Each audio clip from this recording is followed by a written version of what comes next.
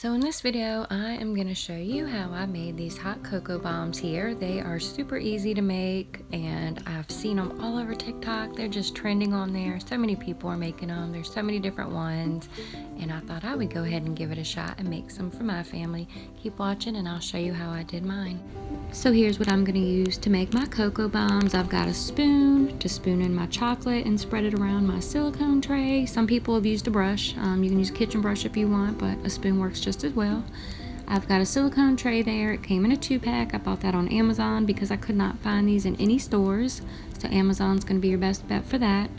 Crushed peppermint is something I'm going to just kind of sprinkle on the top of mine, but you can put it inside your cocoa bombs as well. Chocolate candy melts is what I'm using for my melted chocolate. You can use chocolate chips or any kind of chocolate you want. Hot cocoa mix. I'm using the cheap Walmart Great Value brand because it was only like $3 for a big tub of it there. But you can use any kind of hot chocolate you want to use, and of course lots of marshmallows. First thing I'm going to do is pour my chocolate in a bowl and pop it in the microwave for about 1.5 minutes. Alright, so here's my chocolate. I've taken it out of the microwave. It's not all melted, but they will melt as you stir them, and I've got a pretty good consistency with mine, so I'm gonna spoon it into the candy mold. And then you just kind of press it around with your spoon. Just use the back of your spoon. I know a lot of people use brushes, but you just spoon it around and get a good layer all the way to the top there. It's okay if some's in the middle. Inside, if it's ugly, who cares? Nobody's gonna see what the inside looks like. And you just keep spooning your chocolate in here, using the back of your spoon, pressing it around. You can do a second layer if you want after you have your first batch sit in the refrigerator for about 10 minutes. You can pull it out and add more chocolate and put it back in if you want to. And any chocolate that drips on the sides is not a big deal. You can just wipe that off. So after mine sit in the refrigerator for about 10 minutes, I'm just going to go ahead and pop them out of the silicone and get them ready to fill. Now I'm just going to add a little bit of hot chocolate and some marshmallows. You can add some peppermint. You can pretty much put whatever you want to in there.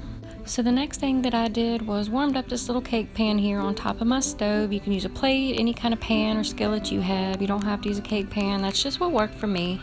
And I'm going to get that warm enough to where I can just take the other half that I did not fill. I'm going to rub the rim of it around in this heat, get it melted enough that way when I put it on top of the one I filled, it sticks together. And you're just going to rub it around here, just get it warm enough, that way you can stick it on top of the other one and it will stay. So after I melted the rim of the chocolate, I went ahead and put it on top of the filled part of my cocoa bombs. They are sticking together because of that melted chocolate. I drizzled white chocolate on top with crushed peppermint to make them look pretty.